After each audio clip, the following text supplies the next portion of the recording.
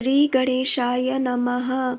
मित्रों, बहुत बहुत स्वागत है आपका दीप दृष्टि चैनल में। और दीप दृष्टि चैनल में हम लोग प्रोफेसर अशोक कुमार कालिया जी के द्वारा लिखे गए सुधा भोजनम इस नाटक को पढ़ रहे हैं। तो इस नाटक की जो हम पढ़ चुके हैं उनकी पंक्तियों में हमने देखा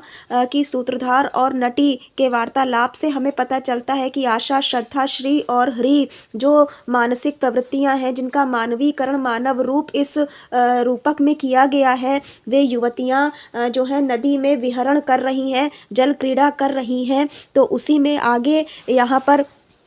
कहा जा रहा है कि आशा, श्रद्धा, श्री और हरि ये चारों कमल में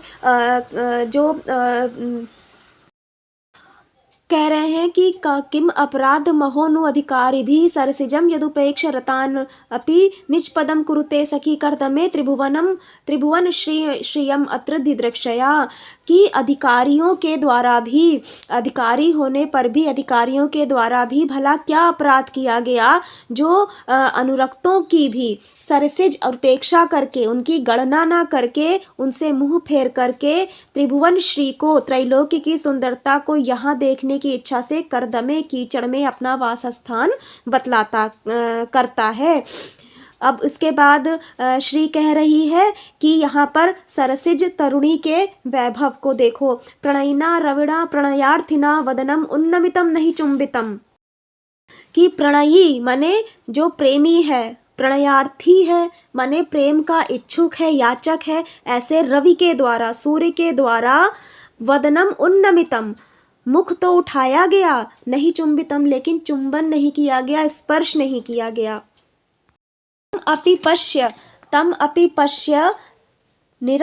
निरस्य मदालसा मधुकरम मधु तस्करम ईहते। कह रहे हैं कि उसको भी देखो, उस मदालसी जो है, जो मद से युक्त है, जो मद का इच्छुक है, ऐसे मधुकर को, मधुकर के द्वारा मधु तस्करम ईहते, तस्कर प्रवृत्ति को माने तस्कर की वृत्ति को अपनाते हुए केवल मधु का पान कर लिया गया। माने सूर्य के द्वारा, सूर्य ही सच्चा प्रेमी है जो उसके मुख को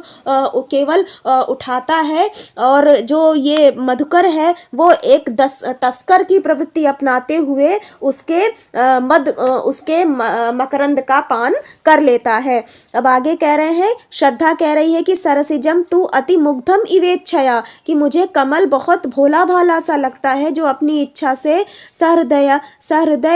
सहृदया नितरान सुबहूनपि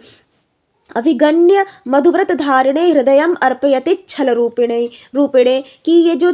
कमलनी रूपी नायिका है ये बहुत भोली भाली है, कमल बहुत भोला भाला है जो अपनी इच्छा से सहृदयों को भी, माने जो अत्यधिक सहृदय हैं उनको, उनके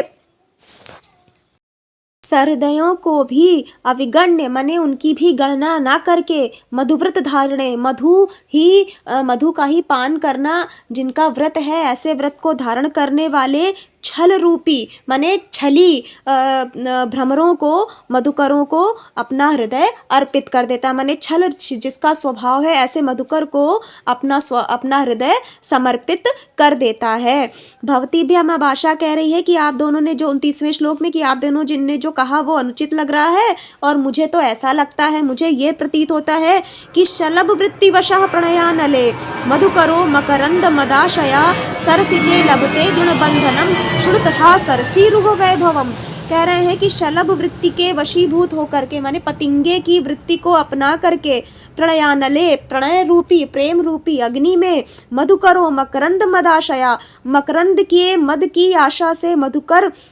जो है सरसिजे, सरसिज में, कमल में लभते प्राप्त करता है दृढ़बंधन को, आलिंगन को, शुणुतहा सरसीरुह वैभवम। इस सरसी के वैभव को तो देखो। माने जो मधुकर बेचारा है वो जो है अपने पतिंगे की वृत्ति वाला, मतलब जैसे पतिंगा दीपक में अपने चारों ओर घूम करके फिर उसी में अपने प्राणों को समर्पित कर देता है, इस प्रकार की पतिंगे की वृत्ति अपनाकर जो प्रणय की अग्नि में अपने आप को के प्रणय रूपी अग्नि में शलभ वृत्ति के वशीभूत होकर के मधुकर जो है मकरंद को पाने की इच्छा से कमल में दृढ़ आलिंगन को प्राप्त करता है, माने कमल के अंदर बंद हो जाता है।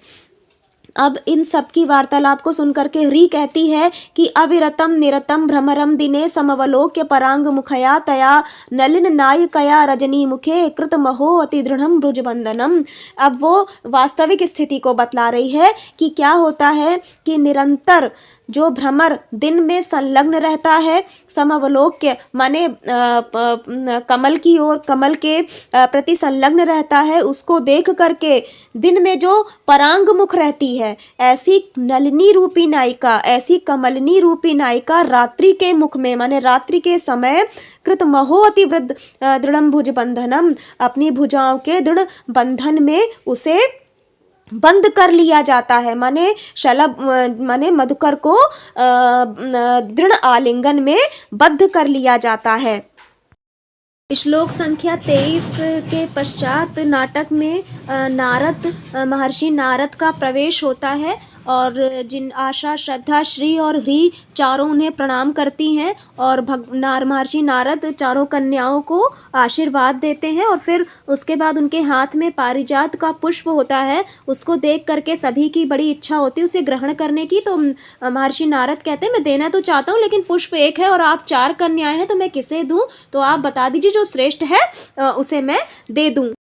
नारद महर्षि नारद की बात सुन करके चारों कहती हैं, उनमें 33वें श्लोक में श्रद्धा कह रही है कि वयं तु लोक स्थिति हेतु हेतवस तथा प्रशंसन्ति जना अहर्निशम अतर्किता किंतु निज स्वरूपता कथम नु विद्मो वयम उत्तमाधमम, कि हम सभी हम चारों ही संसार की स्थिति माने भरण और पोषण की कारण है, माने संसार की स्थिति हमसे ही है और लोग रात दिन अहरनिश हमारी प्रशंसा करते हैं, लेकिन हमारा अपना स्वरूप क्या है इस विषय में हम अतर्कित हैं, अर्थात हमें नहीं पता हमारा स्वरूप कैसा है क्या है, और इसलिए हम ये नहीं बता सकते कि हम में कौन उत्तम है और कौन अधम है। श्री कहती है रूपे गुणे श्रेष्ठतमा ही सर्वा, रूप गुण में सभी श्रेष्ठ हैं। कस्य स्वरूपम न पुनः सुचारु, किसका स्वरूप जो है सुंदर नहीं है। निर्दोषता लिंगित चित्तवृत्तैर निर्णायकैर भाव्य मतो भवद भी, निर्दोषता से जो अलिंगित है माने निर्दोष है जिसकी चित्तवृत्ति, ऐसे स्वभाव वाले आप ही हमारे निर्णायक बन जाइए, अर्थात आप ही बता दीजिए कि हमें कौन श्रेष्ठ है और कौन श्रेष्ठ नहीं है। नारद कहते हैं आप सत्य ही कह रही हैं, रूप और गुण में आप सभी श्रेष्ठ हैं कि किसका स्वरूप सुचारू नहीं है, लेकिन कलह आदि के भय से मैं इस समय अभी बताने में समर्थ नहीं हूँ कि कौन गुणवती है और कौन गुणवती नहीं है। तो नारद अपनी असमर्थता प्रकट कर देते हैं। इसके बाद फिर नारद जी के ही परामर्श से चारों कन्याएं जो हैं अपने पिता शक्र के समीप जाती हैं, क्योंकि पिता ही अपने संतति की गुण और अवगुणों से परिचित होता है, इसलिए सभी पिता की शरण में जाती हैं। यहाँ तक पूर्वांक यहाँ पर आकर के पूर्वांक समाप्त हो जाता है। यहाँ तक हम लोगों ने पूर्वांक को पढ़ लिया है। अब हम नेक्स्ट वीडियो में उत्तरांक के श्लोकों को पढ़ेंगे। तो तब तक के लिए नमस्कार। जयतु संस्कृतम जयतु भारतम।